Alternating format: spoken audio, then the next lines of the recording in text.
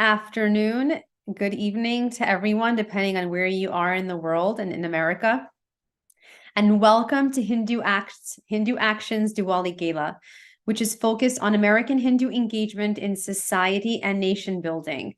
For anyone who isn't familiar, HinduACtion is an independent nonprofit organization dedicated to filling gaps that exist in the American Hindu identity space that remain unaddressed or that are under-addressed.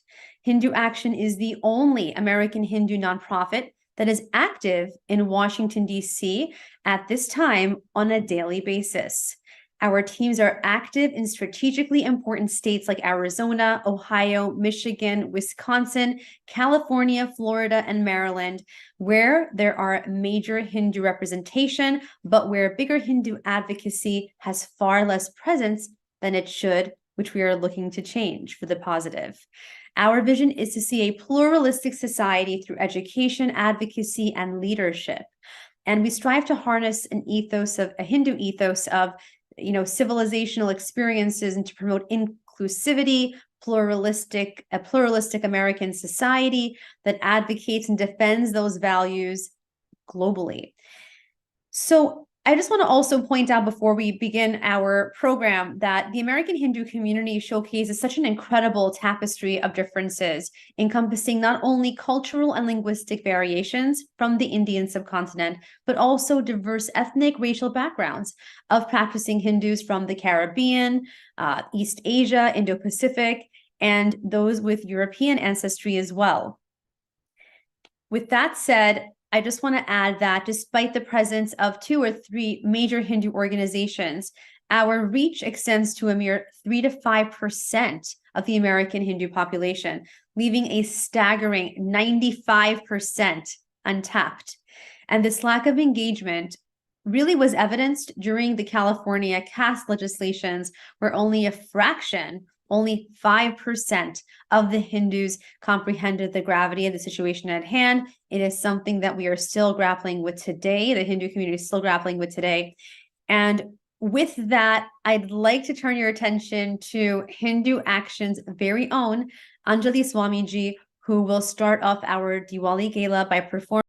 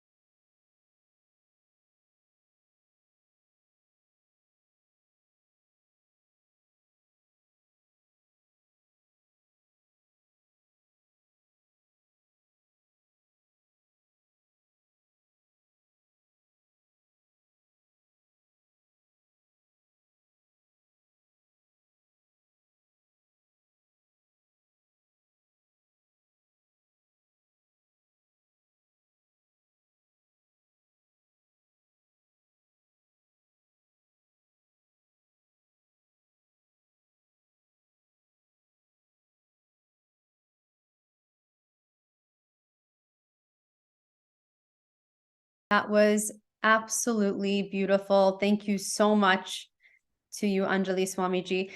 I want to, just before we turn to our next segment, the first segment, by opening it up the floor to donations. Of course, none of this incredible, important work, grassroots level, and of course at the federal level, can be done without your donations and your generosity. So please go ahead and visit HinduACTion.org to make a donation today.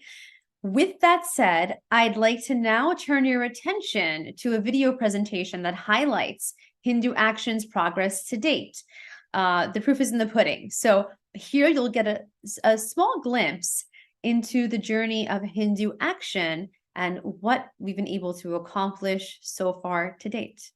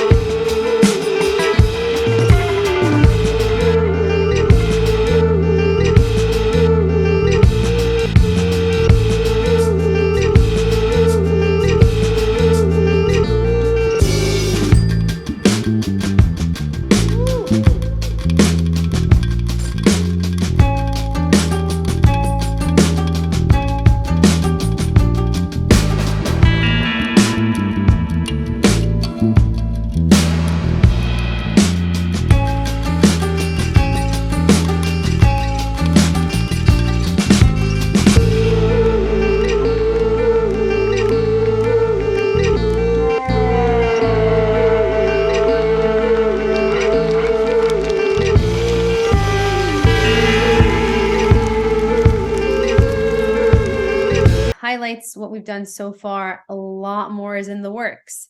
And I'd like to just turn your attention again to www.hindu-action.org/donate to make a contribution today. With that said, I'd like to now introduce Dr. Max Abrams, who is a distinguished tenured professor of political science at Northeastern University.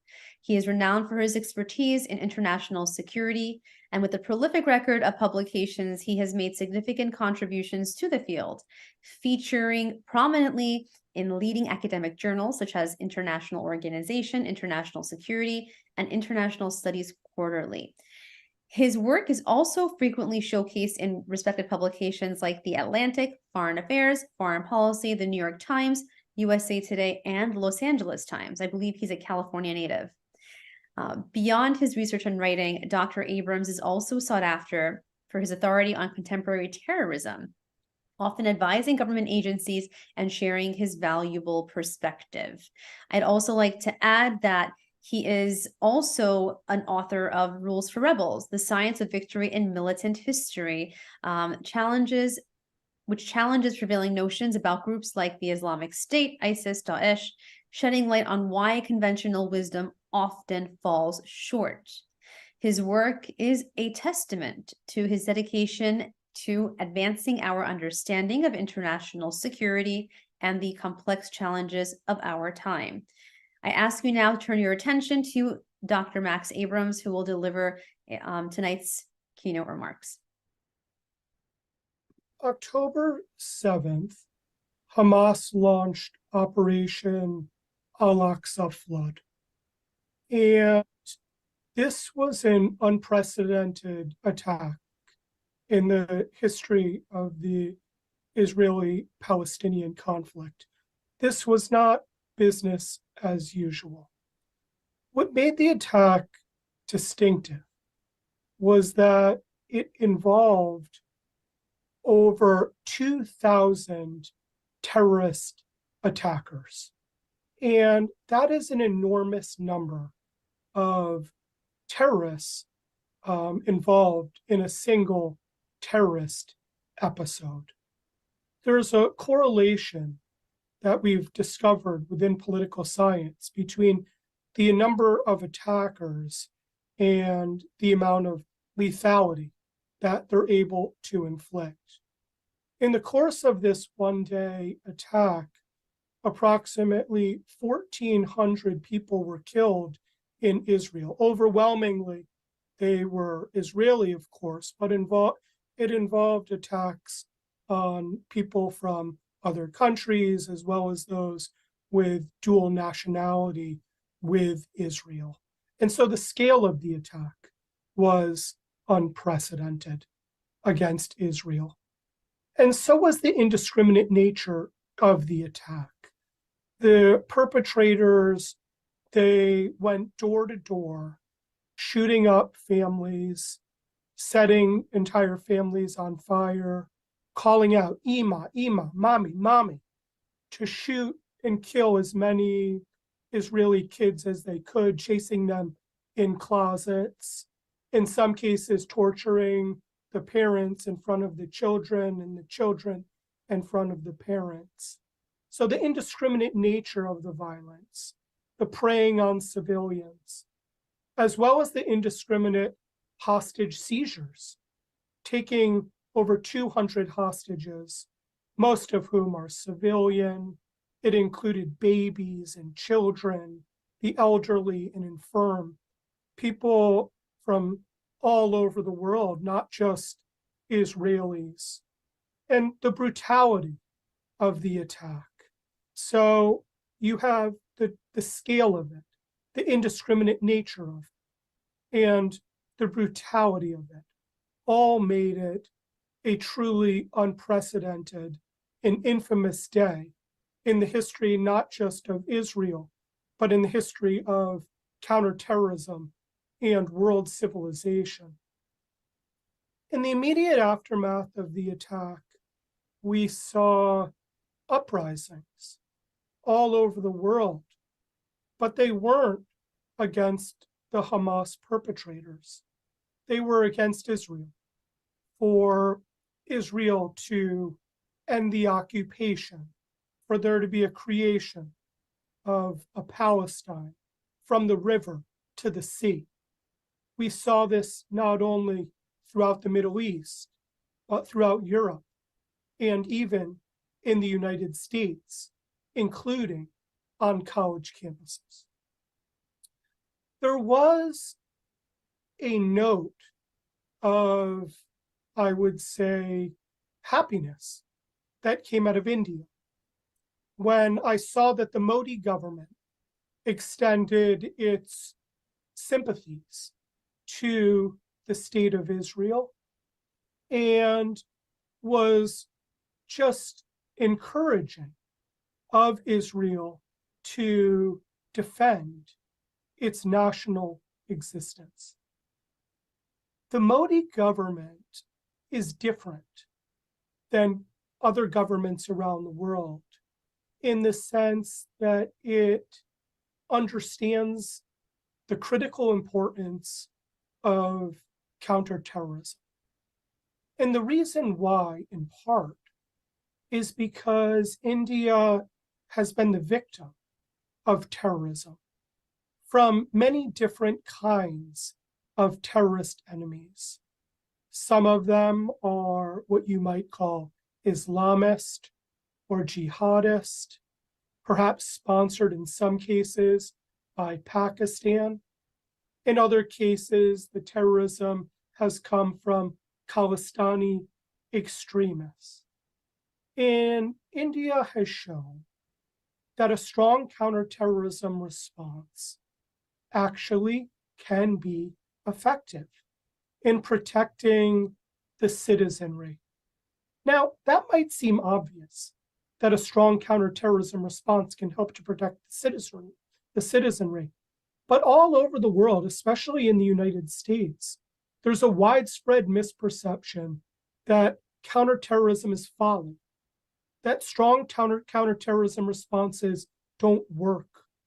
When Americans think of counterterrorism, they think of the Iraq War, which of course was a disaster on a humanitarian level, but also in terms of its counterterrorism effectiveness.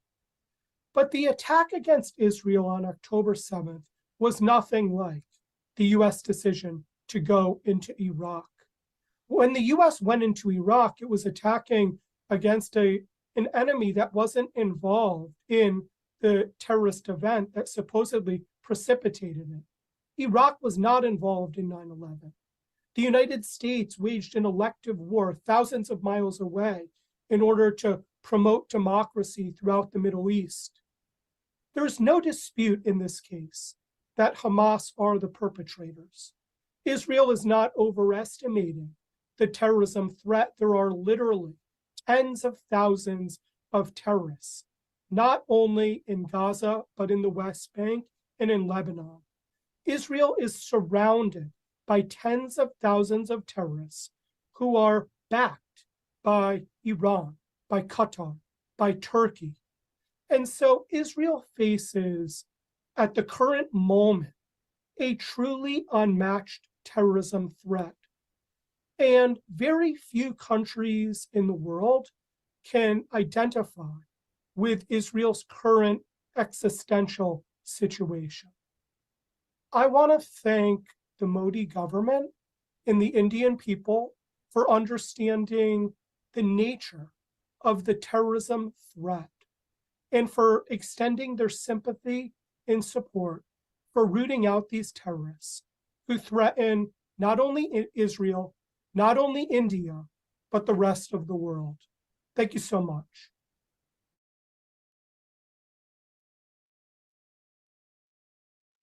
And thank you so much, Dr. Max Abrams, for that. I just want to, once again, before we go to our next guest, thank everyone who's here for tuning in. And if you wish to make a donation to, again, we're a American US-based nonprofit organization, www.hindu-action.org/donate. And only tax-exempt donations can be made. Now, I am pleased to introduce everyone to Dr. Mohan Vanchu. a Kashmiri Hindu philanthropist and activist. Mr. Wanchu is the chairman of ECIMW Holding Company. He's an entrepreneur and a philanthropist and the founder of 2 software companies in New York, providing services to the energy industry. Mr. Wanchu supports many charities that provide education, healthcare, and social welfare services to the underprivileged in India and in the United States.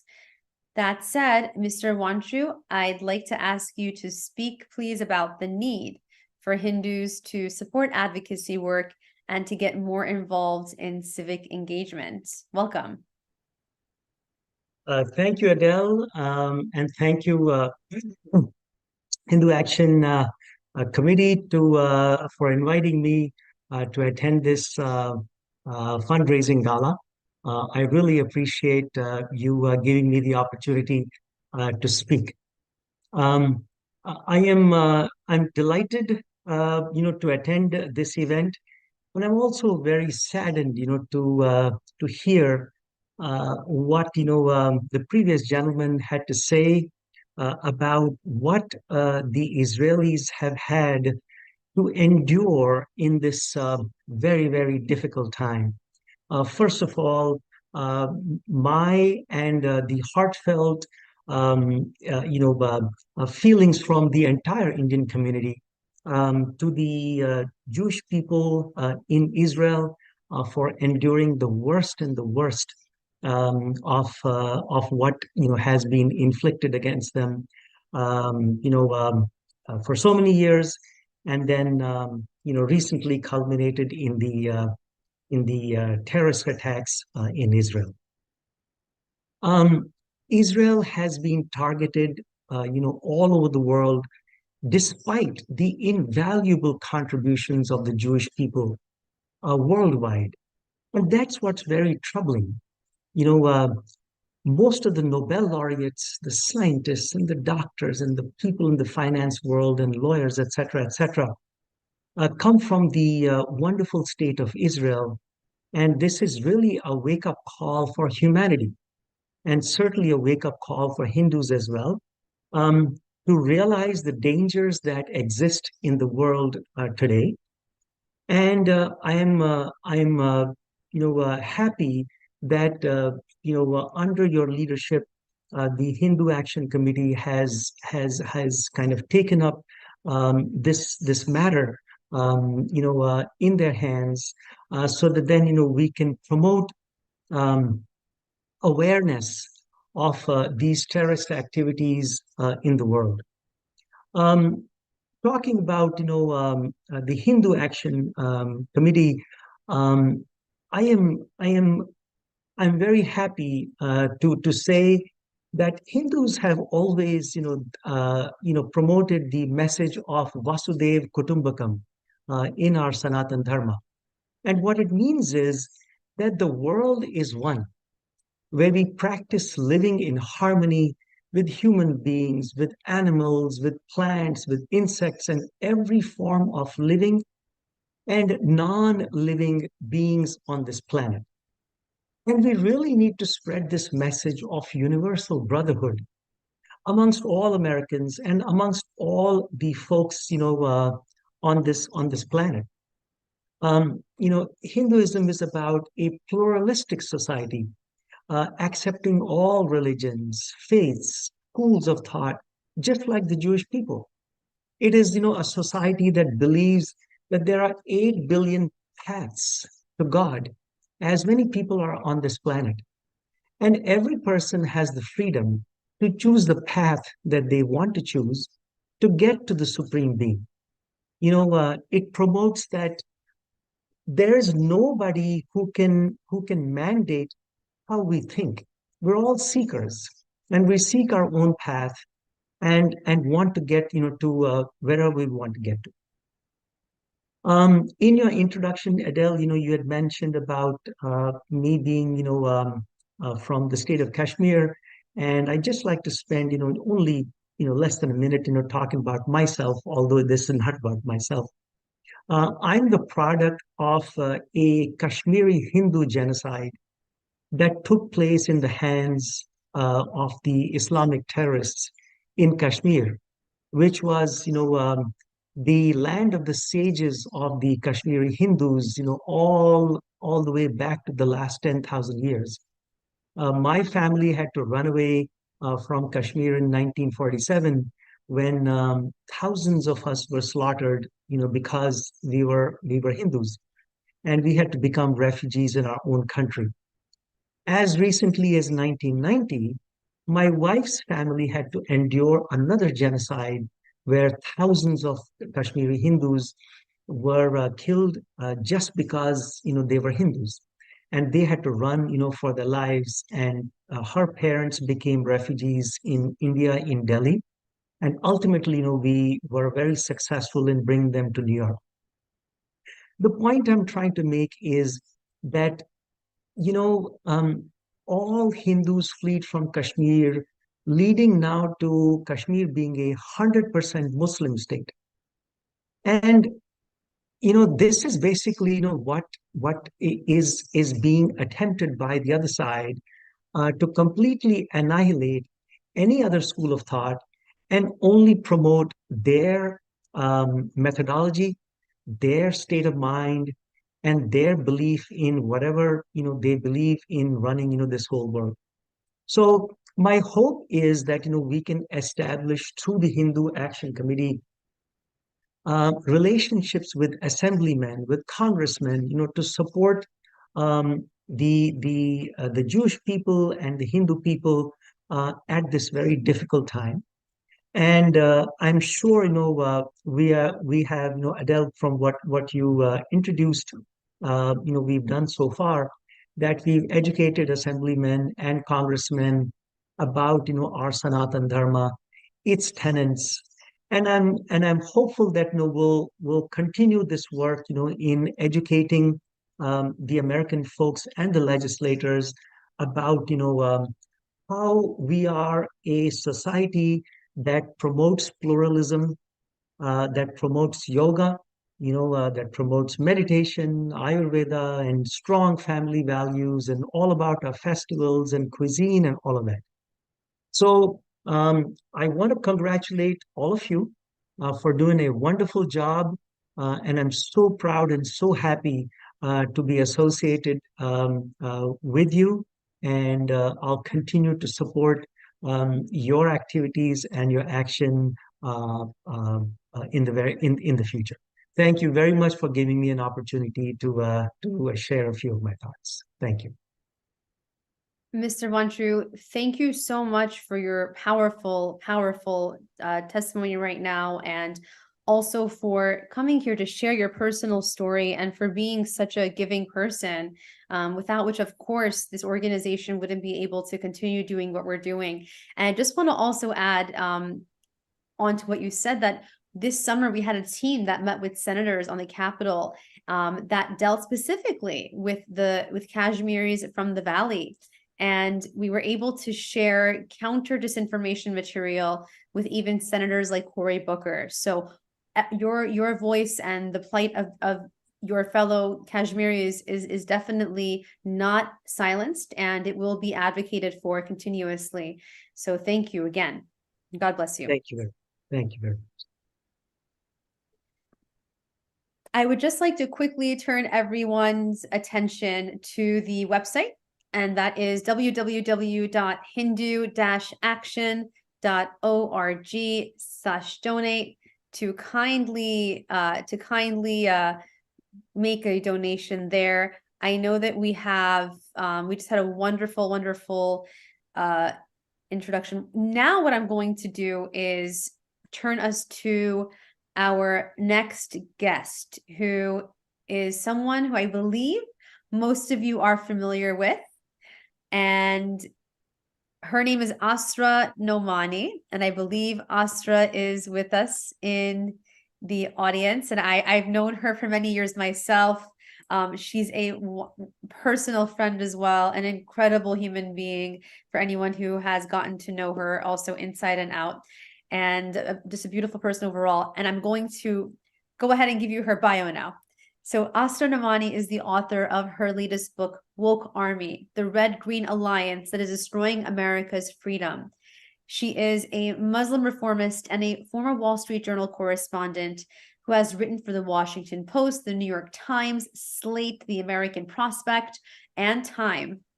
She was a correspondent for Salon.com in Pakistan after 9/11 and a close friend of the late Daniel Pearl, who was brutally assassinated by Al-Qaeda for being Jewish. She was also a visiting scholar at the Center for Investigative Journalism at Brandeis University.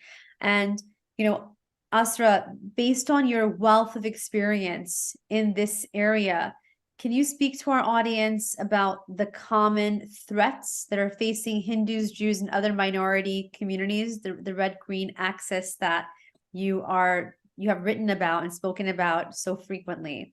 It's great to have you on. Yeah, absolutely. Thank you so much. It's such an honor to be with my community and with you, Adele. I am really honored to be here, and I'm really excited about supporting the efforts of Hindu Action.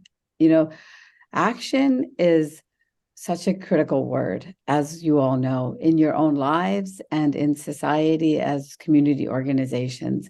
I want to speak to you all about two elements of action. One is personal empowerment, and the second is organizational empowerment, because I think the two are intertwined, and they're also the answer to this threat that the Jewish community faces along with the Hindu community.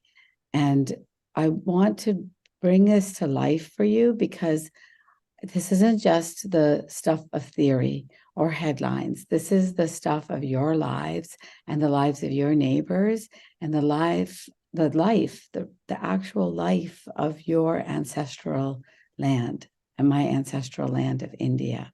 So, and just talking to you all, some of you may know me, others may not. Just to quickly introduce myself, I was born in Bombay at Noor Hospital on Muhammad Ali Road.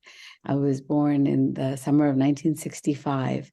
My father came quickly to the United States as a PhD student at Rutgers University. And I lived with my Dadi and Dada and my mom in Hyderabad till I was 4 years old and went on a TWA jet for JFK Airport with only my brother beside me because my mother had gone ahead. Ours is a story of immigration and assimilation and empowerment. In that 1969, there was a new immigration wave in America, and that was our Indian community and also this community that was a part of my family's experience to the Muslim community. What had happened in those years before was that many students started arriving from Egypt, India, Pakistan, and they started creating organizations. And those are the organizations now, if you can believe it, 5 decades later, that have India, Hindus, the state of Israel, and Jews in their crosshairs. Like that has happened in my lifetime. What is that lifetime? I brought out my little Girl Scout cap. I bring this out because it was as a Girl Scout in New Jersey that I learned to speak my voice. I learned to overcome that cultural dynamic I had learned and inherited from the women in my family of being strong internally, but not necessarily out there in society. And that manifested in my life as a journalist. And what happened over these 50 years then is I've been able to study these organizations, and it became very personal after the 9/11 attacks. Because as a journalist, I went to Pakistan and I did reporting on these extremist groups that I had known about as a young Muslim growing up in America, but had never confronted. They are organizations that you all know very well. They are Al-Qaeda, they became Islamic State, but their political background was what you also know. Jamaat Islami, Tablighi Jamaat, these organizations that are in our birthland subcontinent. And so how had they manifested? They had manifested now into organizations that were also violent extremists. And that became very personal to me. I rented a home in Karachi. It was my first home on the subcontinent. And I was so proud of it. I was going to have my mom visit me and have our own suite, you know. But then one day, a friend visited, and he was the journalist Daniel Pearl. Danny had come from Bombay, Mumbai now, to report. Danny went off for an interview, and as most of you know, he never came back. And that was my confrontation with the extremism that had taken root in my Muslim community, that so many of you already knew because of its incursion into India, into Kashmir, into displacing the Pandit families. You all have known this very deeply. It came home literally into my life on January 23rd, 2002. And so it was then that as a Muslim, as a woman, I found my voice and I started to challenge Muslim extremism and started investigating these groups that had taken root when I was a little girl in New Jersey. And those groups or organizations that now express themselves with names like the Council on American Islamic Relations, Equality Labs, a name that you might know, and professors with beachheads at places like Rutgers University. And like I said, they not only have the West in their crosshairs, and the state of Israel and Jews, but then India and Hindus. And that is what you have seen manifest in the last decade, where you now have Hindus becoming Nazis, right? You have the state of India becoming a genocide state. These are all powerful, powerful words that have been hijacked by these organizations. And I am sitting here with you because we need counter organizations. You have to build the movement. We have to build these organizations. And I'm so glad that you all are doing it. You have to go walk the halls of Congress. I was so proud to be there at your Capitol Hill event just days ago, because I will tell you that these organizations are not only political organizations, but they are an army. In my writing, I call it the woke army, Islamist organizations working with leftist organizations to undermine our democracies from India to America. And what is also in their crosshairs? Very fundamental values, like the American dream that allowed my family to take root in the United States. Merit education that decided that the merit test would be removed from the high school that my son attended here in Northern Virginia. That was once the #1 high school in America in math and science, but is now slowly going down the ranks because they don't want academic success. And what does that also mean for our community? It means things like the demonization of Hindus that dare to succeed in Silicon Valley, Hindus that dare to succeed in medicine, business, journalism, the media, because we are a threat. And I count myself among you because I dare also to challenge those extremists. And I will tell you that this came home again yesterday. I put on a hoodie that I bought in the West Bank with Israel Defense Forces across the front. I put on this newspaper print jacket that I have, and you will appreciate this. I put on my kajal because I inherited the superstition of my dadi that I didn't want anyone to give me the evil eye. I went to a protest that was anti-Israel and anti-Jew. There, I became pinned literally against the steel gate that is the partition on Pennsylvania Avenue between the road and the White House. And in front of me were the thousands of protesters screaming from the river to the sea. And why does this matter to all of you? I just want you to know, because among their signs was a sign that said, "From Kashmir to Palestine." These issues connect in their work. And so they must connect, just like you all are doing in your work. The future is ours to decide, you know? And the encouragement that I want to give you is this, is, you know this word in Urdu, niyat, intention. You build this organization with the niyat of goodness and humanity. That is the root of your teachings in Hinduism, and you will realize the positive policies, the important relationships, and the reality that you want to see in the world. Because I can assure you, it can happen. You can do it. You overcome any fears that you may have in your own life and in your own voice, and support the organization. Please donate to Hindu Action, because if you donate, then the courage becomes contagious and others donate, and the organization grows and builds and becomes an answer to that extremism that exists out in the world. And so I support all of you and will remain a friend to you as best as I can. So thank you so much for having me speak with you.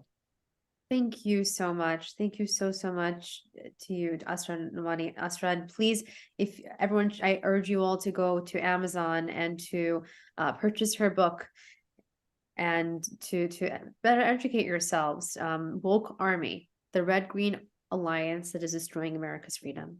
We'll see you soon. Thank you so much.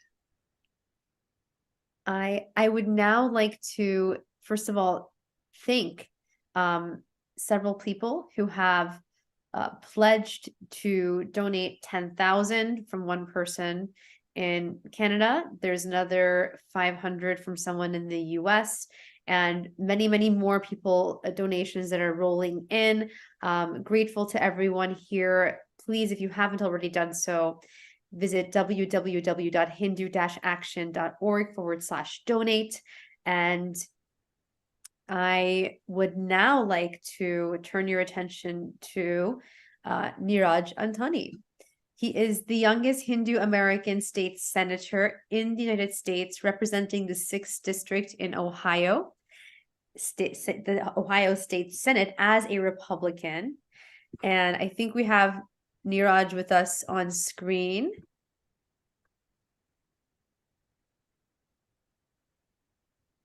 I think he's here. Just want to make sure that we can get him on screen with me.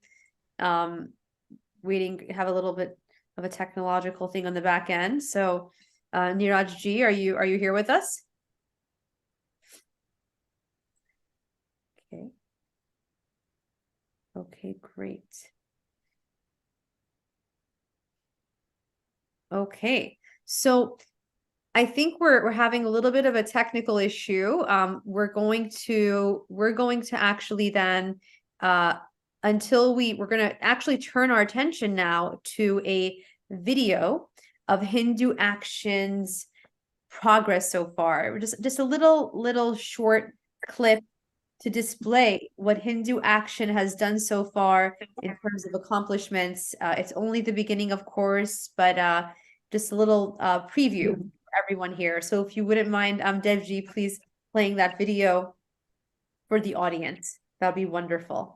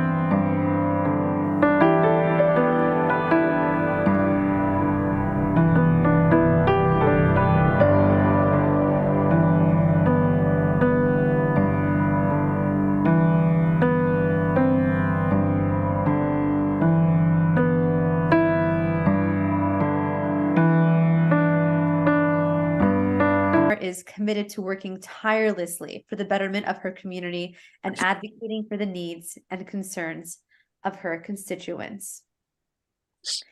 That said, hi, it's great to see you again. I just wanted to ask you a few questions. We're so honored to have you with us here today. As the first Hindu elected to the New York State Assembly, you've achieved historic milestones, such as the recognition of Diwali as a national holiday in schools. And Diwali is among us, with us right now. We're a few days away. Could you please share the story behind these accomplishments with our audience? Absolutely. It would be my pleasure. Namaste to everybody and good afternoon, Hindu Action. Happy Diwali to all Hindus across the United States. I'm so excited to join you today for the Diwali online gala here at Hindu Action. I am State Assemblywoman Jenifer Rajkumar. I made history when I became the first Indian American woman ever elected to a New York State office. I am also the first Hindu ever elected to New York State office, and I am a proud Hindu. Most of all, I am a proud American. And nobody thought that I would be where I am today. Like so many of our families that are here at this online gala, my parents came to the United States with just $300 and a suitcase. And when I ran for this office, I ran against an incumbent, a man who had been in the position for 11 years. And people said to me, Rajkumari, you're a nice girl, but you have no shot. But we won. And we won by the largest margin of any challenger in the entire state. And all I have to say about that is that anything is possible on the greatest country on earth. And we didn't stop there. This year, against all odds, I did something that everyone said was impossible. I made Diwali a school holiday in New York City. For over 2 decades, the Indian American community fought for this moment. People said the day would never come when Diwali would be a school holiday in the city of New York. But this Diwali, we are victorious. Just like Ram returned to Ayodhya victorious, we return victorious with our Diwali victory. Our time has come and our community has arrived at the table of power. So today on this Diwali 2023, I am proud to say to the whole state, country, and world that from now on and forever, Diwali will be a school holiday in New York City, the largest school jurisdiction in our nation. And our government is now saying to over 600,000 Hindu, Sikh, Buddhist, and Jain Americans across New York City, we see you and we recognize you. This tremendous victory is because of the South Asian American people of New York. I was their warrior, but I stood on their shoulders. People came to the state capitol this year, Hindu, Sikh, Jain, and Buddhist New Yorkers, and they chanted Diwali holiday, Diwali holiday. And that chant is now historic. It rang through the halls of the New York State Capitol. And that Diwali holiday chant is known to everyone in New York State government. When I was in the state capitol, my mom would actually call me every day. And in every phone call, the first thing my mom said, she would say, I have one question. Is Diwali going to be a school holiday this year? Are you going to pass your bill to make Diwali a school holiday? And she would tell me, make sure you get that bill passed. And I would say to my mom, I'm working on it and I'm going to try. My mom's daily call to me was the call of our entire community. It was the same phone call that many of you on this Zoom made to me.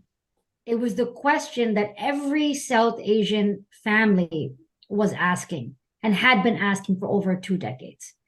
When will Diwali be a school holiday? When will we be heard and recognized and be a part of the gorgeous mosaic that is New York? I often think of the great Shirley Chisholm. She was the first Black woman to serve in the United States Congress and to run for president. She was also once a state assembly woman like myself. And she said, if they don't give you a seat at the table, bring a folding chair. So as the first elected of our community, as the first Hindu elected in New York, I packed up my folding chair and I went to Albany to make a place for us at the table of power and to fight for our community to be seen. So as I said on Diwali, Lord Ram and Sita returned victorious to Ayodhya. And this year we achieved our holiday and celebrate victory. So this is truly what victory feels like for the community. And I would like to say to everyone on this Zoom that our community has never been as powerful as it is now. We have arrived. I mean, even as I speak, 2 Indian Americans are running for president of the United States. Our time is here and our time is now. Also, as we see so much violence, hate, war, and destruction in the Middle East, and a rise in hate in the United States, I firmly believe that our community has a special role in bringing peace to the world. Ours is the culture that inspired Martin Luther King Jr. Martin Luther King famously said that it was India's Gandhi that was the guiding light of his movement for nonviolent social change. Those were his exact words. So as Hindu Americans, we have a special place in American civil rights tradition. As Hindu Americans, we believe in mutual respect and love. I feel equally at home in a church, as a synagogue, as a mosque, as a mandir, because that's who we are. As Hindus, we don't just tolerate people that are different than us. We go one step further and actively love them. And it's time for us to shine our love and dharmic light across the New York State, the USA, the Middle East, and the whole world. We are needed right now. And since you asked me about what stories have led me here, it reminds me of what people often ask me, which is, how did you achieve these great feats for the community? And the answer is that I followed the teachings of our community. My dad would always tell me, if you want to succeed, you have to focus, like Arjuna in the Mahabharata. There were 5 Pandav brothers, and they were all asked to shoot a bird. But only Arjuna could shoot the bird. And when they asked Arjuna, how did you do it? He said, I saw only the eye of the bird.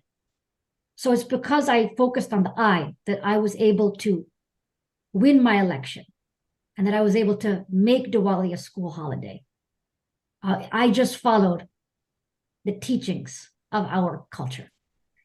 And in an exciting development, I have now created the first ever 5-borough Diwali tour, where New York City Mayor Eric Adams and I are going to every borough of New York City celebrating Diwali. We had a big blowout Diwali in Times Square, the center of the world, as well as the mayor's house, Gracie Mansion. And yesterday we were in the Bronx. Next week on Diwali itself, I will be at the ISKCON Temple, the Hare Krishna Center in Brooklyn, New York. So we are spreading the light of Diwali across New York. Thank you for your question. Those are the stories that have brought me to this place. That is so wonderful. Thank you so much, Assemblywoman Rajkumar. I just wanted to also add, if I could, one more question for you before we go to our next guest. Just wanted to, drawing from your own experience and considering my Persian Iranian background, I recognize the importance and difficulties of mobilizing our communities to register and vote. Can you shed light on your efforts also to engage and encourage members of the Hindu and Indian community in New York to participate in the electoral process in order to bring about the changes that they desire? Absolutely. I think that we need to make Hindu temples a center of organizing. and a center of politics, just like Black churches are. You will notice that you see so many political candidates, presidents of the United States visit Black churches because they are a force. And what I have done is try to make Hindu temples and Hindu centers organizing forces also. And we have been very successful in that endeavor. I think also just by being involved, by being a Hindu American that's in the room, that itself really inspires younger people in our community to get involved, and it inspires people of our community to vote. So altogether, I hope that we do increase our voting and our political participation, and I believe that we are on that path. Thank you so much for being such a powerful voice and making history, of course. And we're so honored to have you with us today and looking forward to seeing you more often. And thank you. Thank and you. Happy Diwali. So I just want to make a shout out to a few people who have been so generous, including Vijay Paloji, who donated $2,500. Thank you, Vijayji. Thank you to our speaker, Mr. Mohan Vanshuji, for generously pledging also $5,000. And we have so many more who are here with us today, who are also giving to this incredible grassroots cause. Of course, we are going to continue to work hard on behalf of the people and to work closely with our elected representatives who are looking to push for greater Hindu American representation. That said, I'm so pleased now to introduce you to Mr. Niraj Antani, who is the youngest, also making history. We just saw Jenifer made history. Also, Niraj Antani made history as the youngest Hindu American state senator in the U.S., in the United States, representing the 6th district in the Ohio State Senate as a Republican. I'd like to get Niraj on screen as well. Great. Hi, good to see you again. So, Niraj, I just wanted to, if you could talk to the audience a little bit about, you've also worked very hard to introduce legislation in Ohio that, when it's passed, will formally condemn anti-Hindu bigotry and Hindu phobia. Can you tell us a bit more about this legislation and why you felt that it was necessary? Sure. Well, thanks for having me, and thank you to Renu Auntie and the leadership of Hindu Action for having me, and happy Diwali to everybody.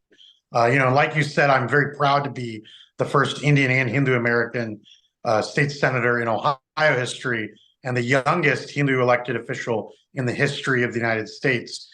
And I think we see great work from Jenifer in New York, and I'm happy to be part of this movement and cause here in Ohio. And like you said, we introduced 2 bills. One bill to establish Hindu Heritage Month here in Ohio that a variety of other states have done, a few states have done. And then secondly, introduce a resolution to condemn Hindu phobia. We would be the 2nd state in the country to do this, past Georgia, if we pass this resolution. And look, I introduced this resolution at the request of Hindu Action. And so, that is why groups like Hindu Action is so important, that, and obviously I was happy to do it and, would have done it, but they brought this to my attention that this was happening in the state of Georgia, and that, we should do something similar here in Ohio. And look, we see, many speakers have spoke about, the tragedy that has gone on, in Israel and against Jewish people throughout the world following the tragedy in Israel. And we know that can very easily become our community as well. We can become targeted by these radical Islamists just in the same as the Jewish community currently is under attack. And so, I think we have to stand up and stand strong for our community and against radical Islamic terror across the world. And so I was very, very happy to introduce the Hindu phobia resolution. That's so wonderful. Thank you so much. I actually had one other question for you. I wanted to ask if, in light of the recent increase in Hindu phobia across the United States, have you encountered any specific challenges as a Hindu American, and how are you navigating them?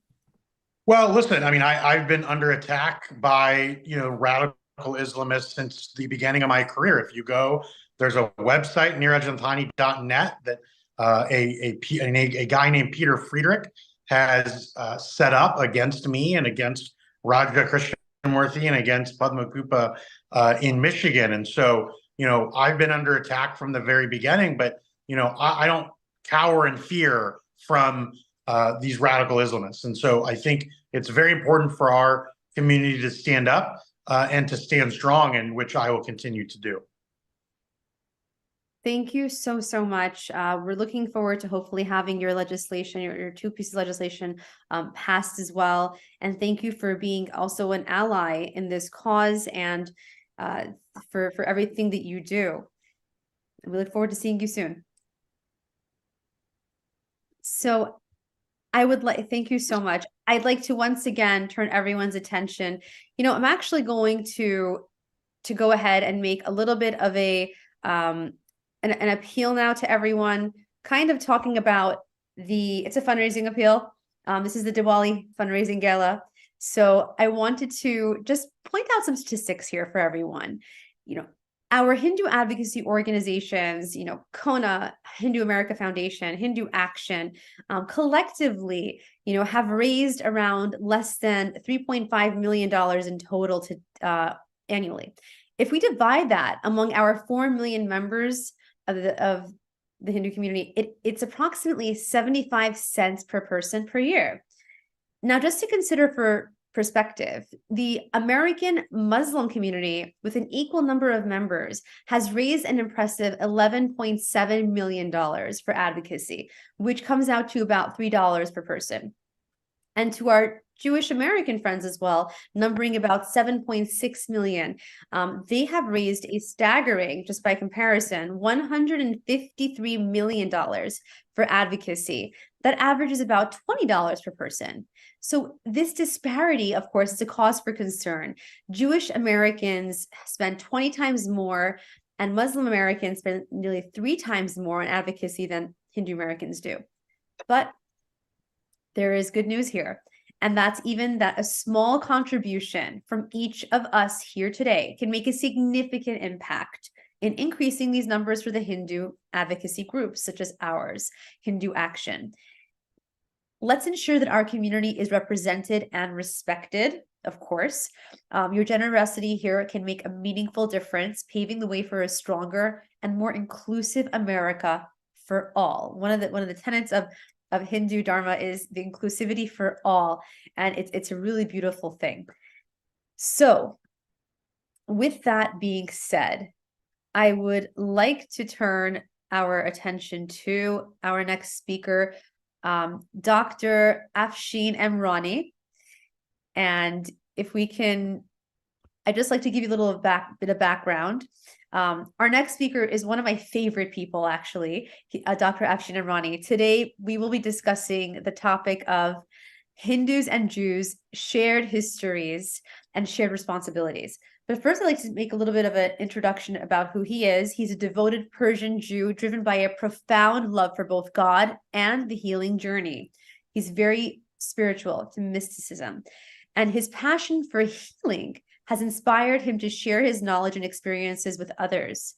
Dr. Emanrani practices internal medicine and cardiology in Tarzana, California, fulfilling a lifelong dream of caring for the sick, a dream he's had since he was a child. He sees his work as a privilege that transcends the boundaries between the physical, mental, and spiritual realms. Dr. Emanrani is not only a dedicated Jew, but also a strong advocate for celebrating the diversity of people from all backgrounds and all faiths. For over 2 decades, he has been teaching medical students, nursing students, and physician assistants, PAs, students, receiving praise for his enthusiastic approach to imparting knowledge. At the UCLA School of Medicine, he serves as an assistant clinical professor. He's also, due to his dedication in his field, earned several prestigious awards, including the Castle Connolly Nationwide Top Doctors Award, which he's received every year since 2008, and Los Angeles Magazine's Super Doctor Award since 2010. He definitely is a super doctor also. He has also authored educational books for medical students and residents, and notably, he has written one of the earliest books on heart disease in women that was recognized by former First Lady Laura Bush. But beyond his medical career, Dr. Emanrani's love for people and cultures has driven him to become an avid collector with a focus on Japanese Meiji-era earthenware. He shares his insights on various topics, including medicine, spirituality on platforms like X and Instagram. You can follow him at Afshine Emanrani to gain valuable perspectives on these subjects. So, Afshine, Dr. Emanrani, it has been my privilege to have known you and considered you and your family as friends for more than a decade.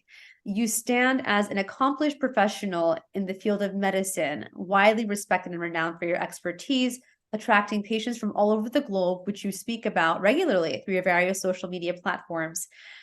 Your journey has been marked by experiences that have deepened your spirituality, which I believe is one of your favorite subjects, and your interactions with individuals from diverse religious and ethnic backgrounds have further enriched this connection to the spiritual realm. With that in mind, could you share with the audience some insights on the common values that bridge the Hindu and Jewish communities? Sure. Thank you for the opportunity, Adele. Thank you for the opportunity, HinduACTion.org. Happy Diwali, everyone, and namaste. When I started my medical school journey, I was always interested very much in spirituality and the mystic traditions of different religions. And I always thought that even though religions had different ways of behavior or outward behavior, that perhaps the mystic part of the religion would connect. And I started looking at different mystic traditions, and one of the ones that really attracted me was the Hindu tradition. And I, as a mystic, the universe sort of brought me into having my first 2 years of medical school, living with a Hindu engineering student, and so we had a lot of time for discussion. And his mother was also very educational towards me, and I realized that we have so much in common. Some things such as the idea of oneness, that everything is one, that that all spirits are one, that we are part of one truth. These are both of the mystic tradition of Judaism and the mystic traditions of Hinduism. Also, one of the things that we have in common is that we have been given a land that our spirituality and traditions are a part of. So, of course, in the Bible, God tells Abraham to go to a land that he promises, and there's a similar tradition in Hinduism of the land being part of the tradition. And I think this is something unique that, for example, other religions or traditions don't have. So this is something that we share. And one of the problems that we're seeing in the world over Israel being such a tiny place and now being under attack for the idea of occupation, so on and so forth. Another tradition that we have in common of spirituality is that of family values, and that multiple roads lead to God. So we respect everybody's journey towards the truth and towards the light, and that we don't necessarily believe, for example, in Judaism, we say that everybody who's a decent person has a portion of heaven, whatever that idea is, reserved for them. Same with the Hindu tradition. We don't say that, for example, if you don't believe in X prophet, that you are going to die or that your life will be valueless. In fact, quite the opposite. Everybody who is decent and everybody who is a seeker of spirituality and truth has a future in heaven. So I think that one of the things that we see is the difference between decency and indecency, and I think that's one of the things that we're seeing in the Israeli terrorist action right now, is that there is a force of light and darkness, and there is a force that's very dark that's trying to get rid of light. And I think these are values that we share in common.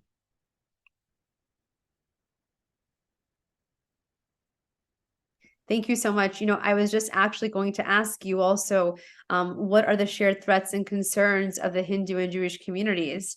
And you partially answered that question. So I'm wondering, would you like to elaborate on that further, considering everything that's been happening over the past few years and the past few weeks?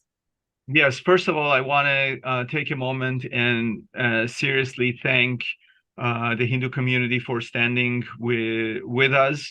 It truly means so much in a world where you go to a peace rally, or it was actually a peace party, and they come and they murder your children and they rape your women and they take people for hostage. And then you have these people on social media that come and stand not with the people who were raped or murdered, but they stand with the people who are actually the murderers and the rapists. It's just like almost the world has turned upside down. But to have people like you, the Hindu community that comes and stands with us, it's so heartwarming. And I want to say thank you to you, a deep thank you.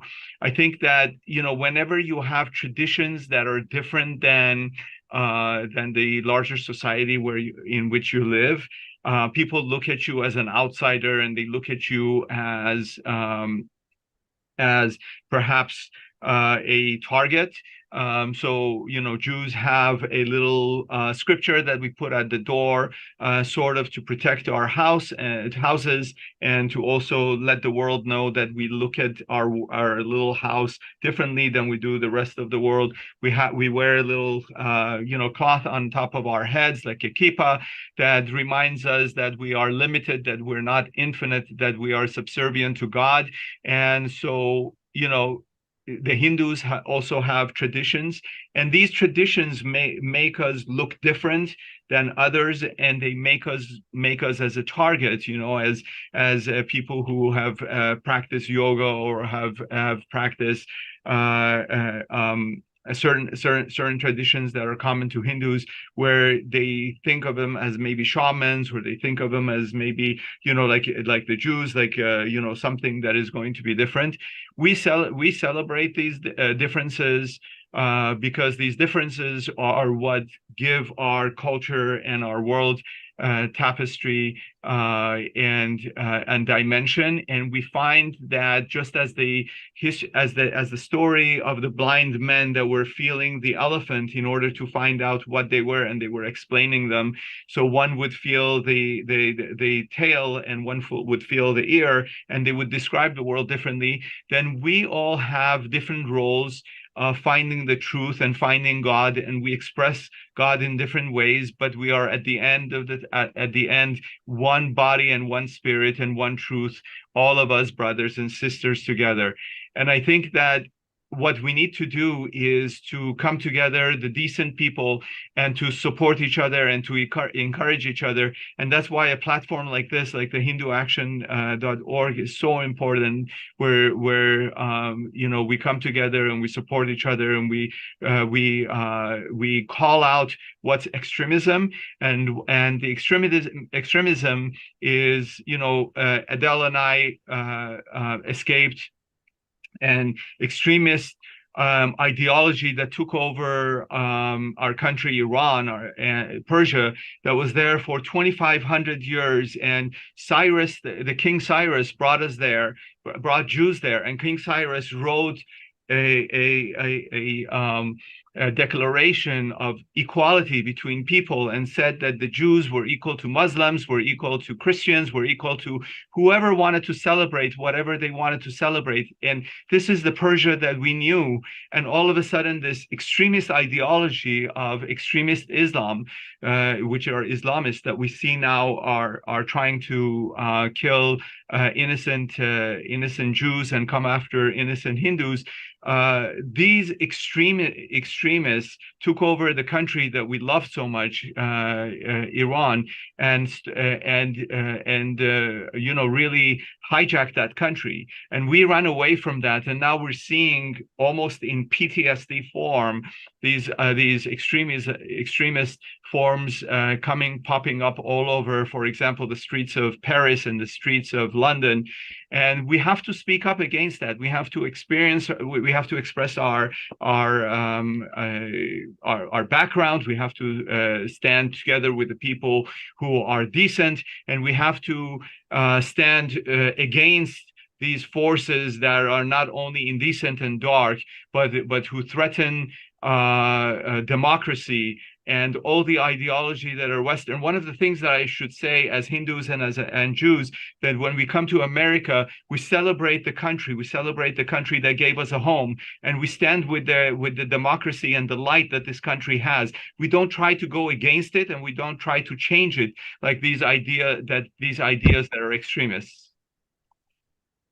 Thank you so much. And you know what you're saying, Dr. Emanrani, is so important. How looking at history is such an important metric to examine what's occurred and what we can expect. And the only way to stop anything from repeating itself that's negative is to look back at history, and to also look at the positives, like you said, the first ever human rights doctrine by King Cyrus the Great.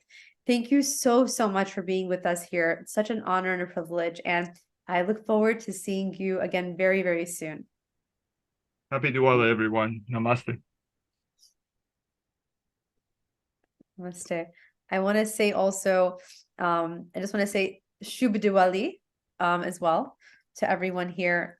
And I now would love to turn everyone's attention once again to the website. First of all, amazing commentary by Dr. Afshine Emanrani, and we look forward to having him on again as well.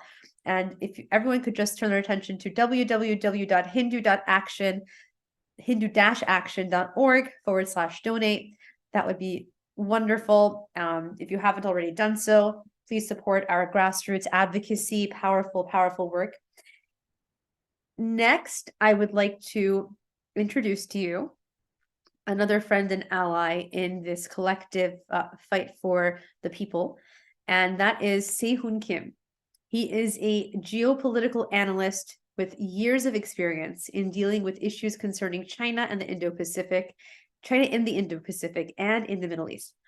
Hoon Kim was instrumental in HinduACTion's joint declaration on anti-Semitism, which was released during our October 23rd congressional briefing. If anyone was there, they are part of history being made.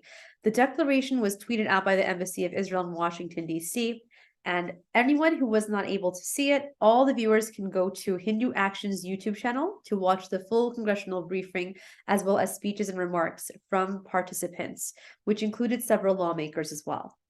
So, Hoon, I'd like now to turn the floor to you to discuss the importance of interfaith dialogue and understanding in today's America. Great to see you again.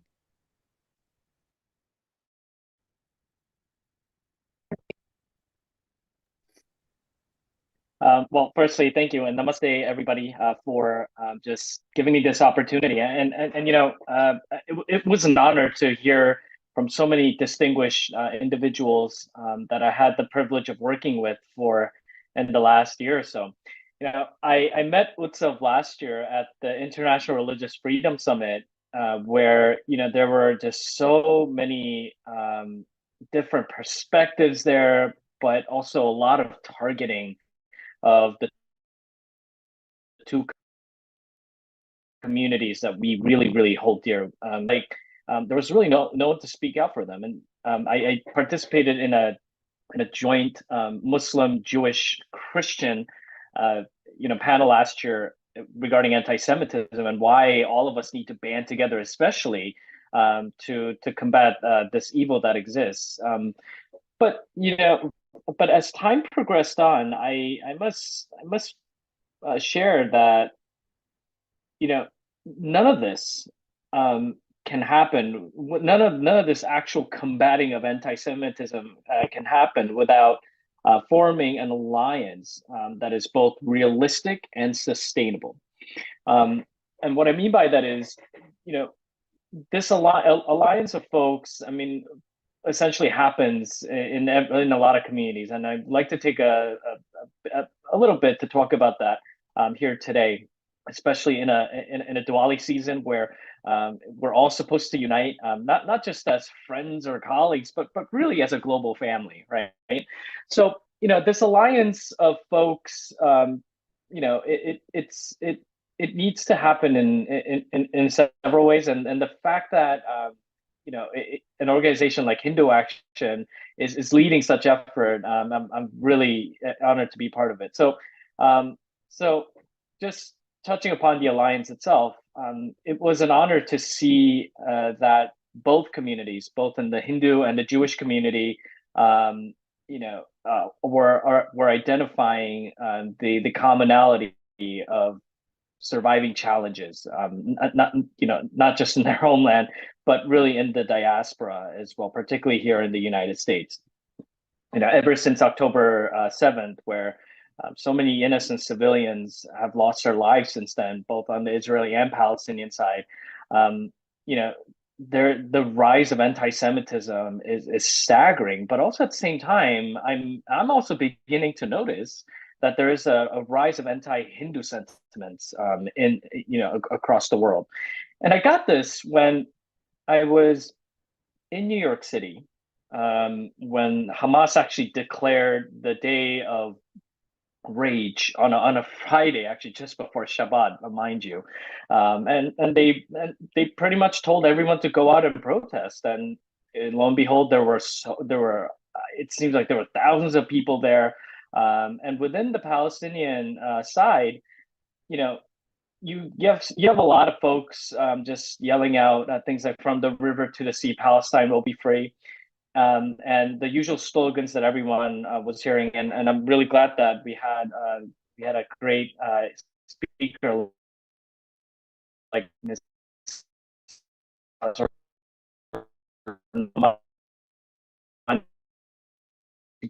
Give us a great bit of context to that. The type of flags that were present there, and from what I can see, there were the flags that I saw were the flags of Hamas, Hezbollah, and the Taliban, and I also saw the flags of Pakistan and the Pakistan-occupied Kashmir. And I think it was also mentioned before that by Ms. Asra Nomani that they would say something like, from Palestine to Kashmir, our struggle is the same. And what does that mean on a far context? It sounds like a bunch of people just uniting together, but really, in realistically looking at it, what has that really produced over the years? It has produced the innocent people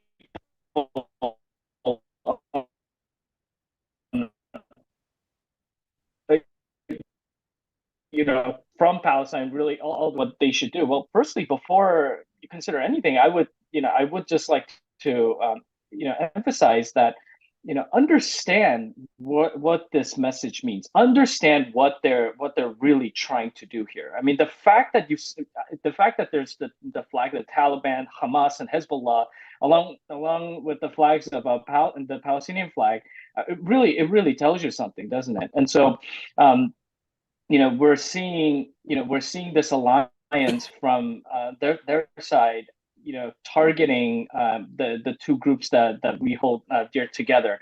And so just not to make it too long, but I would like to say Hello. that in a place in times like this, it is more imperative that all of us need to unite together, and for an organization like Hindu Action to really step it up, as one of the only, if not the only organization in the United States to come out and say, look, we need to do something about this, and we're going to work with everyone. And to my knowledge, Hindu Action is one of the only Hindu organization that was able to pull in folks like myself, who's a Christian, a huge Jewish population, both Orthodox and Reformed, and also conservative as well. And we also pulled in members of the Muslim community who really have the full understanding of what it means to live under extremism. I was honored to organize with Utsav an event back in March where we united both the Shia Muslims and the Hindu community here, Shia Muslims particularly from the Hazara community, to unite together to really form an alliance that could result into a great example for others, right? And that's really what the spirit of the Hindu community has shown in here, is that at the end of the day, all we want is for all of us to unite as best as possible. And I think Hindu Action definitely has achieved that. Just on a last note, I would like to also point out that without organizations like Hindu Action, all realistically, and might I even say, all we're going to see is a great group of community that is sort of drowning under apathy and just simple confusion as to and fear. It's not just, and at this point I say this because so many Jewish students, for example, on college campuses are afraid to come out of their dorms, right? Because of the fact that they might be targeted. The next might be the Hindu community. The next might be also the Muslim, the members of the moderate Muslim community who simply just want to, live their lives, but really can't because they're pressured into this. And so, please, before you donate, I would like to just emphasize that you're donating not just to an organization, but essentially to help all those people in the future and in the present who are potentially just living in an unspeakable fear that they might not have expressed at all. And so I'd like to thank Hindu Action for bringing all of us together. And in the spirit of Diwali, I'll say this. One other thing that Hindu Action was able to achieve is that they brought folks like myself, who was also hidden in the haze a little bit for many years. Not anymore, though. You're not hidden anymore. Absolutely. And yeah, and Sehun, I have to tell you, thank you so much. Thank you for this beautiful, as Renuji is saying, personal message. And you're right, apathy is the same as being complicit. And thank you for being such a voice and a leader, a young leader who has such a bright future ahead of him. And we're so honored and pleased and excited to be working with you. And thank you for continuing to be an inspiration for so many. It's not easy, but it's worth it. And nothing that's worth it is ever easy, right? Hard work. So thank you for joining us today, and we'll look forward to seeing you very, very soon again. Again, I know you've heard me say it a million times. I'm going to say it again. Please make sure you visit www.hindu-action.org/donate. And I'm now pleased to introduce the one and only, a true luminary, Mr. Sree M. Iyer. He is known by many of you as the editor at pgurus.com. And for those of you who don't know him, this is your lucky day today. You're getting to meet a true visionary. And I just want to say that, Sree's a very humble man. He's not just a Silicon Valley technologist with over 50 patents, but he's also a prolific author, innovative thinker, a relentless seeker of knowledge. I think that's the core of it, right? His book, Who Painted My Money White? has secured the coveted status of a #1 Amazon bestseller. What an amazing title, too. Sree is also the founder and editor at P Guru's YouTube channel, where he delves into a multitude of topics covering development, politics, business, books, art, culture from India, the USA, and the UK. I've been a guest on his show as well many times. This dedicated channel boasts a massive subscriber base of 400,000 and is making its waves worldwide, probably entering the millions pretty soon. Moreover, Sree's expertise and insights have made him a sought-after guest on prominent Indian shows across both mainstream media and popular YouTube channels. His influence, of course, extends across borders, bridging communities and speaking and having him spark very engaging conversations. Mr. Sree M. Iyer is a true visionary, blending technology, literature, and political discourse. A name to remember indeed. Today, Sree, thank you so much for being with us. I'd love to have you discuss the importance of organic media in shaping American Hindu discourse. This is something that you've had a lot of experience with, and if you could impart your knowledge with the audience today, we'd be very grateful. Thank you so much for your kind words, and it's a pleasure and honor to be invited to this esteemed panel. Hindu Action has been doing some phenomenal work. I can't say enough good things about how Utsav has put together this group to make this happen. Because what happened is that the SB 403 was a bill that just suddenly caught all the Californians between the eyes, and before they could even take a breath, there were so many things happening. This thing was moving at lightning speed. It was going through the Senate Judiciary Committee, and then the Senate voted near unanimously, and then people started waking up, said, wait a minute, this has got some, huge consequences for us. And that's when many, first generation Americans, Hindu Americans such as myself, we started jumping into the laws. What exactly is the legal procedure for people to, draft laws? And how is this that, we got blindsided like this? How come no one knew what was going on? So all this stuff suddenly came in a very high pressure, and many jumped in, they folded their sleeves and worked towards trying to make sure that the falsehoods that were being propagated were, brought to light. But it was like it failed by a whisker, I should say, because the governor, Gavin Newsom, refused to sign it. But I can assure you, folks, that they are going to try again, maybe not now, but when the next governor, comes into the Sacramento Capitol building, they are going to try it again. So what is it that is missing? What is missing is that most of us, Hindu Americans, all 4 million, maybe like at least 60 to 70%, we've all come here because we are very talented and we want to accomplish some things, life goals in our profession. And when we are, pursuing our, career objectives, we don't seem to have time for many of the other things. First of all, many don't even go to temples. Second, we don't have time to teach our children what exactly is the spirituality associated with Hinduism, what Sanatana Dharma is, what does it stand for. So sometimes in some schools, the children get, again, hit between the eyes. Oh my God, I don't know anything about my religion. My parents tell me to go and do namaskar here or pray, and I just stand there. So this kind of stuff needs to change. But for doing all these things, there needs to be a voice. And that's how P Guru started out. We said, okay, so there are so many things that are happening around the world.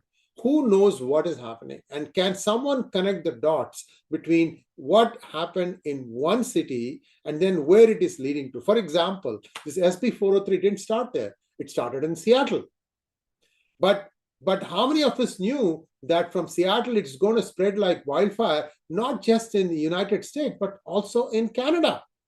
So you see how people have lined up all their ducks, and then suddenly they blindside you. So all these things, someone had to do the, getting people around, getting them together, getting them to a platform to say, okay, listen, you watch this particular website and we bring you the most up-to-date information about topics that may be of interest to you. And that's how P Gurus has been, laser-like focus on some of these issues. For instance, on SB 403, we had the most comprehensive, up-to-date information regarding caste discrimination. Luckily, somebody else has taken up the baton and is running castefiles.org. So things like this are essential because you and I, the professional Hindu American, we don't have time to, lobby our congressmen, lobby our senators, any other people in power. We don't have the time because we are full-time, moms sometimes. We are also, pursuing our profession, but we need to know this because what is happening in Sacramento or in Washington, D.C. is going to affect our futures, our children, our grandchildren. And imagine if SB 403 had passed, what kind of an effect it would have had across the rest of the country. So in order to try and, at least educate the lawmakers, we need organizations like Hindu Action. And that's why I humbly request all of us, whoever is watching this video, to please donate to Hindu Action. They have done some groundbreaking work. In fact, they're the first ones to, I think, frame this Hindu genocide that took place in 1971 to draw the attention of what happened to Hindus in Bangladesh, in the liberation of Bangladesh from Pakistan. All these things requires a lot of work, patience, and most importantly, money. The reality is today, lawmakers won't even give you the time of the day unless you donate to their campaign. And the donation is not a trivial amount. It's $3,300. So, imagine if you want to talk to 10 lawmakers, that is $33,000.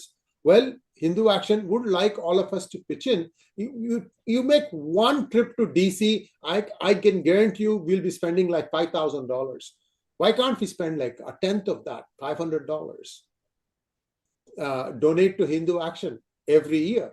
And you can be sure that they are there for you, and it is the job of organizations such as P Gurus to make sure you understand the kind of great work that Hindu Action is doing. Hindu Action, Hindu American Foundation, COH, NA, KONA, and many more are coming up now. We all have our works distributed. Each one is taking up something at a certain level, and Hindu Action is doing it with the lawmakers in Washington, D.C. This is the highest lawmaking body. Need I say more? Please donate to Hindu Action. Thank you very much. Namaskar. Namaskar, Sree. Thank you so much. And I'm again, it's so wonderful to have you with us and part of this. Thank you. I want to make another fundraising appeal for anyone who hasn't yet donated. I just want to say, first of all, thank you to everyone who has been so generous in giving donations this evening, this afternoon, depending on where you are, and for your continued support. This is such a critically important part of our work. Of course, we can't do it. It's impossible to accomplish any of this. Hindu Action can't accomplish any of this without you. So thank you. Even if you can go to www.hindu-action.org/donate and give a monthly donation, $20 a month, $50 a month, $100 a month, whatever it is that you wish to do, it's going to make a tremendous difference. Recurring donations are one of the keys to this organization's longevity and success. So please make your way over there. And now I have to say I'm so pleased to introduce Diya Jain, who is co-hosting our gala. Diya Jain resides in Michigan and is a committee member of Hindu Action's executive board. Diya Ji has worked in Hindu advocacy for the last 3 years and has lectured over 100 interfaith talks and about 30 presentations on Hinduism in schools, colleges, and universities. In her full-time capacity, if that wasn't enough, she is a wife and a mother of 2 daughters. She is also a quality manager in a biotech company, and she enjoys performing classical Indian dance, which I look forward to seeing, writing, and public speaking in her spare time. So I just want to say hi, Diya Ji. Can you tell us? Namaste. Can you tell us a little about your journey to where you are today? You have such a fascinating story, a very personal story. And I believe that our audience would love to know more about you and how you came into who you are and really what drives you to do what you do. Absolutely. First of all, thank you, everyone. Thank you for having me as a co-host in this gala. I thank everyone who's donating and who's pledging to donate in the future. That's a wonderful contribution towards Dharma. A little bit about myself. So my conversion to Christianity, which took about 2 years of persistent coercion. I was a practicing Christian when I converted in 2014 for about 2 years, where I stopped my inquisition about the truth of our existence and the goal of this life. I vehemently accepted Jesus as my only savior and was pushing my family to do the same. My inquisition cycle restarted in 2016 around my wedding. And after my firstborn, it became more intense. The seizing moment for being a Christian was an incident that took place, was a brutal mob lynching of 2 saffron-clad monks in Palghar, Maharashtra in India, where 2 Juna Akhara sadhus, Chikne Maharaj and Kalparukshagiri Maharaj, Shushilgiri Maharaj, were beaten to death on April 16, 2020. The various sources indicated that it's a massive coercive Christian conversion is going on in the Palghar district of Maharashtra. The incident supposedly took place as both the monks were trying to stall the conversion process and were working towards the very plural spreading of Sanatan Dharma in that district. The two haven't gotten the justice yet, but I think it was an awakening call for me. I called off that journey of Christianity and came back to Hinduism. The incident brought me back to Sanatan Dharma, and my beautiful journey into spirituality and Hindu advocacy started since then. Now I am a Hindu speaker, interfaith representative, a vocal activist, and a ground volunteer, where I volunteer for multiple events related to Dharma and Hindu society and culture. So I want to say that if you are in the United States and you can afford a $6 coffee at Starbucks each week, so why not contribute a $6 every week to preserve and prevail Hindu Dharma that offers the beautiful, powerful, and significant spiritual experience? So go to our website and make a pledge. Donations can be made online on hindu-action.org/donate. Now it is my pleasure to introduce Anjali Swami. Anjali ji is a resident of Arizona, an active Hindu Action Board member, technical product manager working for the state of Arizona, and a professional singer with a beautiful voice. I personally love her voice. We will now turn to a lovely presentation by Anjali Swamiji. Thank you so much. Namaste and a very warm welcome to all the viewers in Hindu Action. Just give me a second.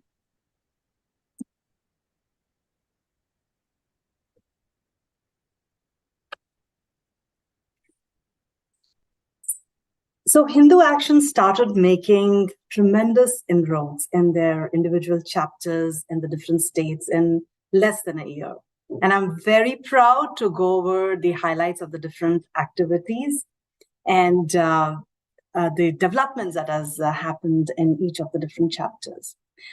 So here you will see that actually talking about some of the actions and achievements, that there's a lot of groundwork that has been done in various states, including speeches at the local city councils, STEM projects, Hindu Heritage Month proclamations, advocacy with the multi-faith and other pro-Hindu communities. So though we are less than a year old, yet we have active advocacy and presence in various states. So there is this list of states that you can see from California, Arizona, Texas, Indiana, Florida. And here is a listing of the chapters that are leading in advocacy, and Arizona, Texas, Michigan, Maryland, Virginia, Ohio, and Florida. So we plan to intensify our activities in the individual chapters. So if you're interested, please provide your name and number in the chat. Talking a little bit about the chapters, the Arizona chapter has engaged in the following activities in Arizona. There were speeches given by me in the city councils for Lost Daughters of Sin, Hinduphobia. We also got the Hindu Heritage Month proclamation. We did the World Bindi celebrations with other communities. We have done community outreach to Hindus, of course, but also to Jewish and to Christian community. And there was also a presentation done on the divine feminine and women empowerment in Hinduism by me. These are some of the pictures that you can see of the engagement and the activities of our community that we have done as a Hindu Action Arizona chapter. The Michigan chapter has also done community outreach by contributing to Auburn Hill City Diwali as a volunteer. And also they have presented Hindu Action at Mixed Unity Convention, which is the Michigan Indian American Community Services, where 36 Indo-American organizations that are active in the Michigan state, they came on a single platform to discuss the developments, the future developments of the community. And here are some of the pictures from the Mixed Community Convention. The Ohio chapter has also been very actively engaged in Columbus, Cincinnati, and Cleveland. So the Ohio Hindu Phobia Resolution has been initiated as CR06. There were also readouts done for the Lost Daughters of Sin and Hinduphobia. There was a core team members meeting in August, and there is going to be engagement with the officials during Diwali using the Diwali postcards. So once again, I would like to reiterate that we plan to intensify our activities to individual chapters. So if interested, please provide your name and number in the chat. Thank you so much.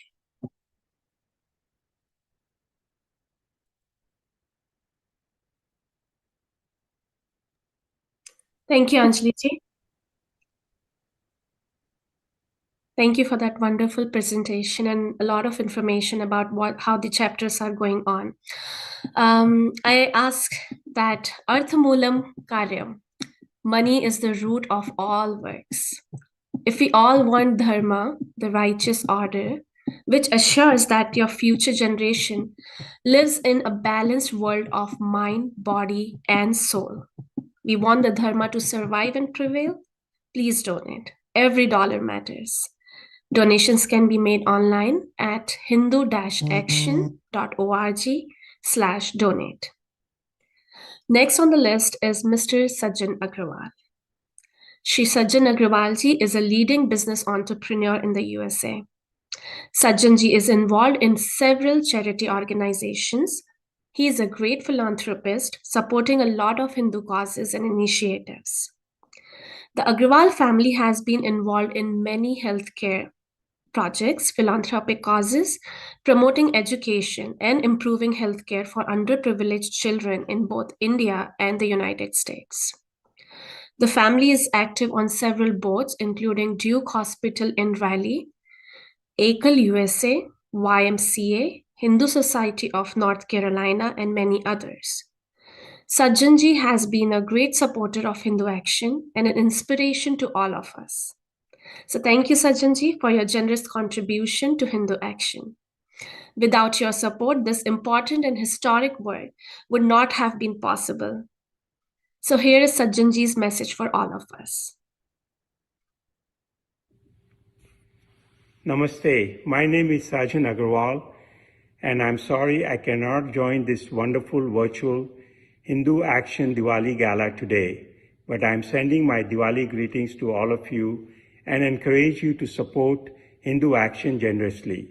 I'm glad to support Hindu Action as they've been diligently working to educate state and federal lawmakers about Sanatana Dharma, our cherished Hindu values and traditions, and also in combating the rising Hindu phobia by working with state lawmakers and other Hindu and non-Hindu organizations.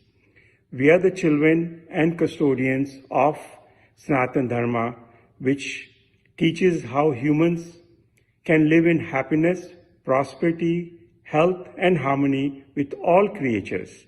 As American Hindus, it is our responsibility to ensure our fellow Americans have the opportunity to understand, appreciate this essence of Hinduism.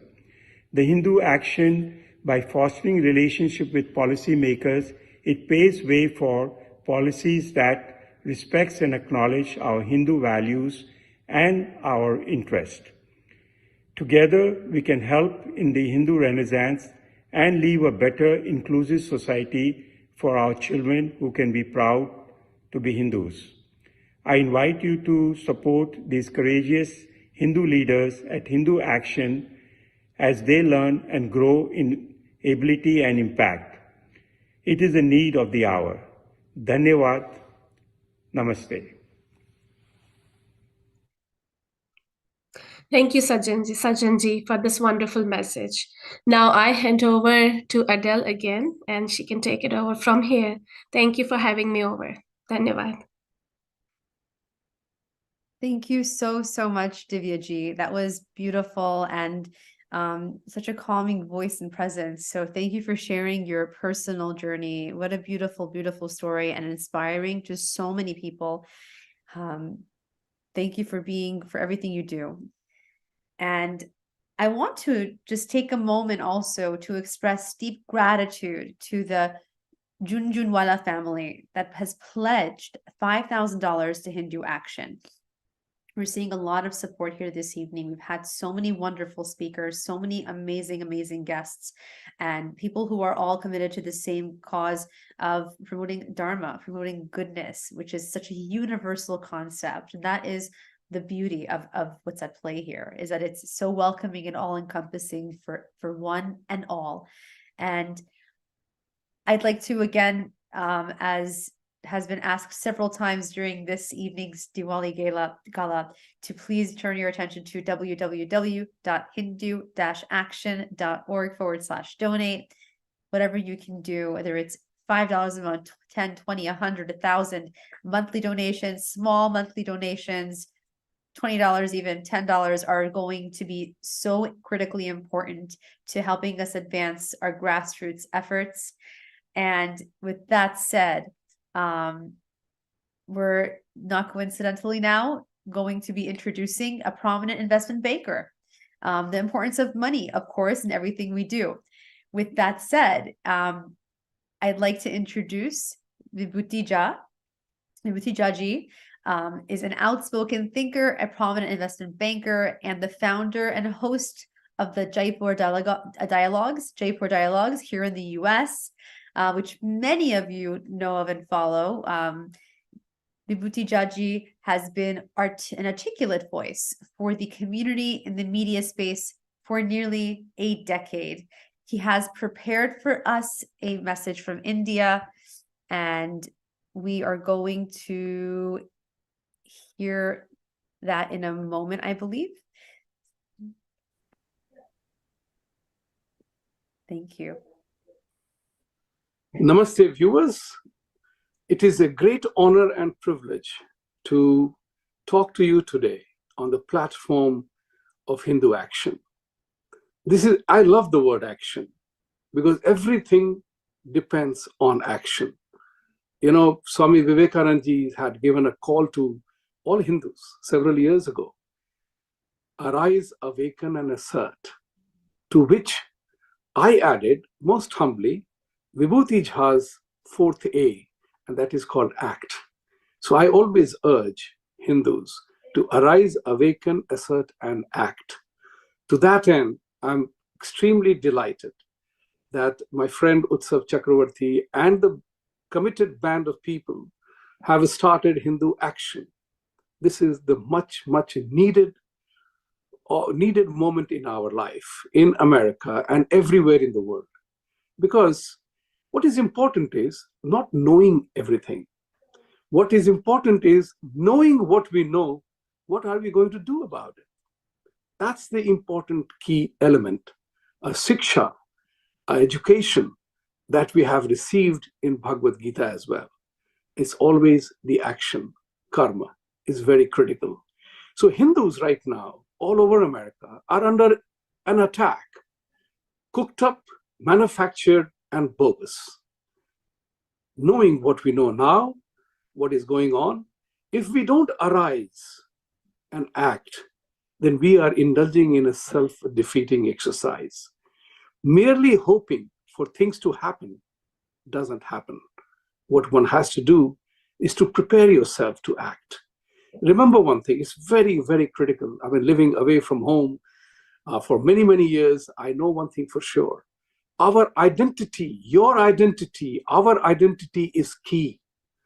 I am Vibhuti, I am not Vibhutai. That's the important part. I have corrected American friends of mine and companies that I have worked with, is to teach them how to pronounce the. Unless and until we tell them about ourselves, why would they know about it? This is a vital education I received from my American boss in American Express in India, who told me, it doesn't matter what you do. If I don't know it, it doesn't matter. Think about it. It's very important. If we are not able to carry our narrative forward, it doesn't matter. Nobody has time to get to know you. It's for us. It's not about beating the drum or blowing your trumpet. It's about asserting and letting people know who I am. This is who I am. Today, in this century, in this particular century, we must bear one thing in mind.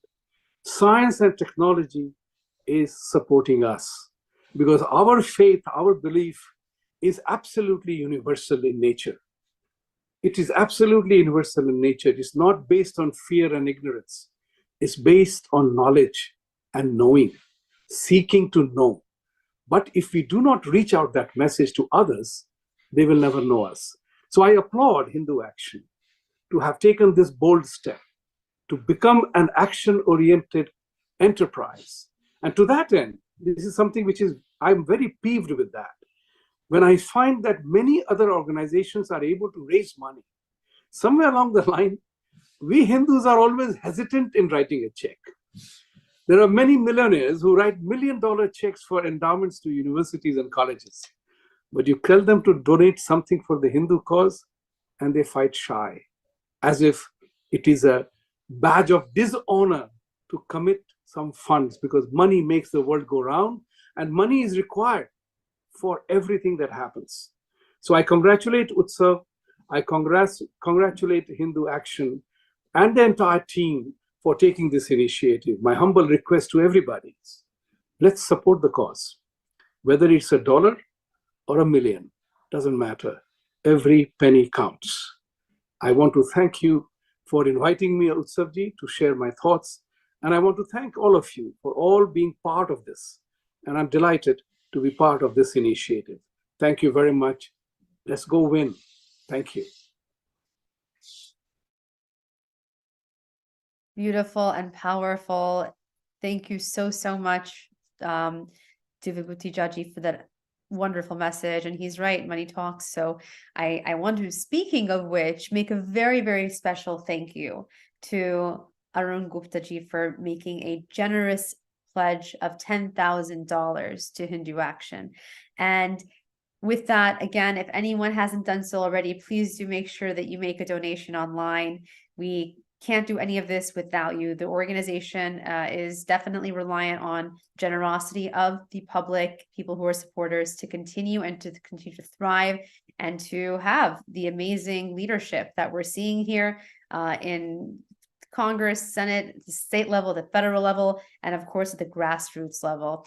All politics is local. And with that, I would like to now turn your attention to another wonderful song, O Sajna, by our very, very own amazingly talented Anjali Swamiji.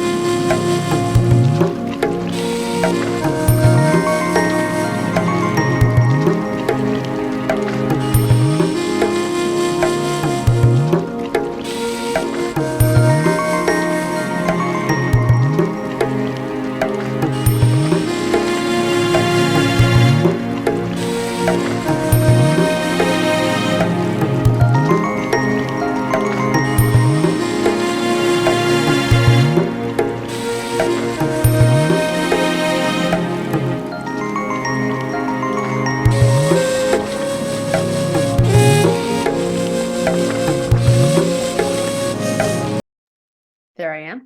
That was so beautiful. Thank you so, so much, Anjali ji, for your beautiful angelic voice. Truly, your name suits you.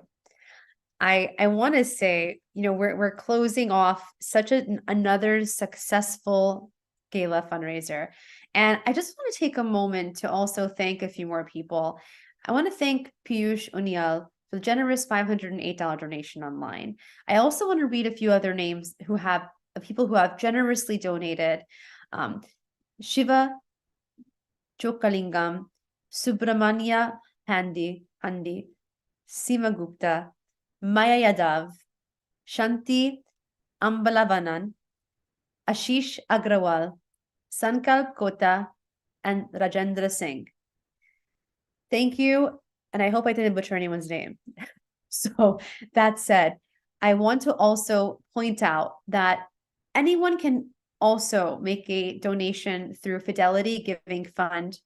And I believe there is also a program that we have in place to match donations that are given. So I think Fidelity does actually, in fact, match donations. And this is thanks to Vijay Reddy for making this possible. So once again, you can also donate through Fidelity Giving Fund. And this will, thanks to Vijay Reddy, allow us to have any donation that is given matched.